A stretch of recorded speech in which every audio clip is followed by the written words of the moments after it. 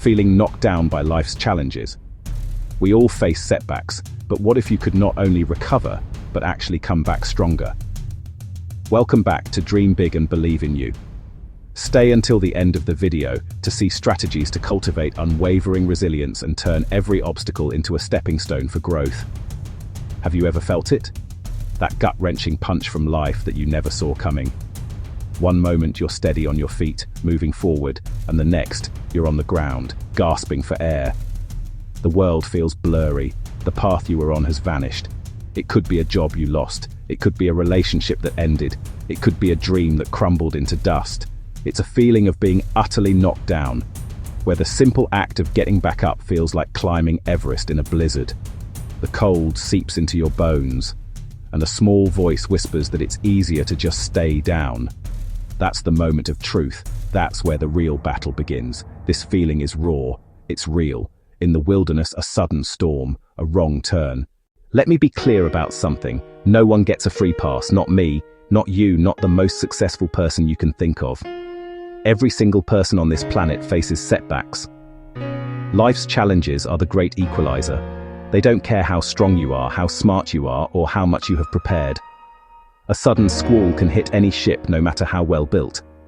From the highest peaks to the deepest valleys, adversity is a part of the human journey. It's the terrain we all have to cross. Thinking you're alone in your struggle is one of the biggest mistakes you can make. It's a lie that will keep you trapped. We often see the highlight reels of other people's lives, the promotions, the victories, the perfect family photos. But we don't see the behind-the-scenes footage. We don't see the rejections, the failures, the late nights filled with doubt. We don't see the scars they carry from their own battles. Every summit reached has a story of a treacherous climb. Every success is built on a foundation of failures that no one ever talks about.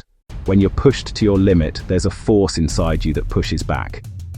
That force is resilience. Resilience isn't just about bouncing back to where you were before. That's just survival. True resilience is about bouncing back stronger, tougher, wiser. It's about taking the hit, learning from it, using that experience to build a better version of yourself. It's the difference between a piece of rubber that returns to its original shape and a piece of steel forged in fire, beaten with a hammer, plunged into cold water, emerging harder and more durable than ever before. This process of forging is not comfortable. It hurts.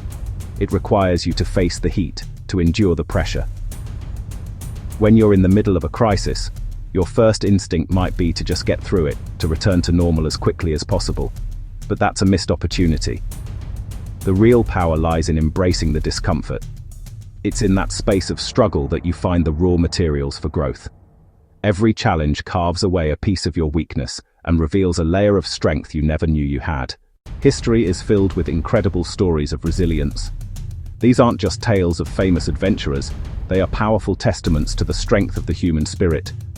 Look at Sir Ernest Shackleton, whose ship, the Endurance, was crushed by Antarctic ice. It left him and his 27 men stranded thousands of miles from civilization. For nearly 2 years, they faced starvation, frostbite, despair. Yet, Shackleton never lost hope. His unwavering leadership and resilience led to one of the most incredible survival stories of all time. Every single one of his men made it home alive. His setback was absolute, but his spirit was unbreakable. It's not just the grand expeditions that show us what resilience looks like. Think of J.K. Rowling. Before she created Harry Potter, she was a single mother. She was struggling to make ends meet, facing rejection after rejection from publishers. She was at rock bottom. But she didn't give up on her story. She used her struggles as fuel for her creativity. Her setback became the foundation for one of the most beloved series in history. She didn't just bounce back, she soared to heights no one could have predicted. When I was climbing Everest, I broke my back in a free-fall parachuting accident. It happened just 18 months before my attempt. Doctors told me I might not walk properly again. The dream I had worked for my entire life was shattered. It was the darkest period of my life. But lying in that hospital bed, I made a choice. I chose to see that broken back not as an ending, but as a new beginning. I focused on one small goal at a time, wiggling a toe, taking a step, and eventually climbing again. You wouldn't head into the jungle without a knife and a fire starter. In the same way, you shouldn't face life's challenges without a mental toolkit. The good news is, this gear is simple, and you can start building it today. The first and most important tool is to break it down. When you're facing a huge problem, it can feel like an unclimbable mountain. Don't look at the summit, look at the first step. What is the one small, manageable thing you can do right now? Can you make a phone call, write an email, go for a walk?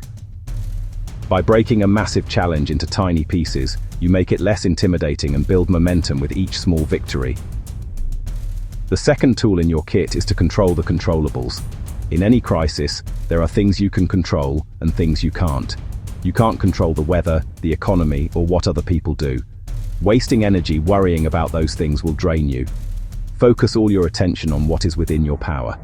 You can control your attitude, your effort, and your actions. You can control how you respond to the situation. Pour every ounce of your energy into those things. Next, you need to practice gratitude. Even on the worst days, there is something to be grateful for. The air in your lungs, a roof over your head, a friend who listens. Taking a moment each day to acknowledge these things rewires your brain. It forces you to look for the positive, even when you're surrounded by negative. It's like finding a source of fresh water in a desert. It won't solve your main problem, but it will give you the strength to keep moving forward. Your most important piece of survival gear is always your mindset. It's your internal compass. You can have all the tools in the world, but if your mind gives up, it's all over. A survivor's mindset is not about being fearless. It's about feeling the fear and acting anyway. It's about replacing "I can't" with "how can I?" This is the power of perspective. You can view a setback as a wall blocking your path, or you can see it as a hurdle to be jumped over. You can see it as a failure, or you can see it as a lesson. No one survives alone, not in the wild and not in life. Your support system is your crew. This is your family, your friends, your mentors, the people who have your back. In tough times, the instinct can be to retreat, to hide your struggles from others. That is a mistake. Reaching out for help is not a sign of weakness. It is a sign of immense strength. It shows you have the self-awareness to know you can't do it all by yourself. A good crew will offer a fresh perspective, lend you their strength when yours is failing, and remind you of who you are when you've forgotten. Every setback you've ever faced is a page in your personal survival manual. This is your map. Your past experiences, both good and bad, are filled with valuable intelligence. Learn from your history. Look back at other times you've been knocked down. What did you do to get back up?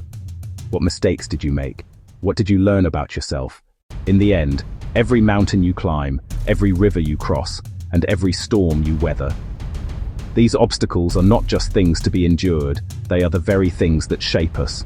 They are the sculptors of our character. The challenges that once seemed insurmountable become the stepping stones that elevate you to a higher place.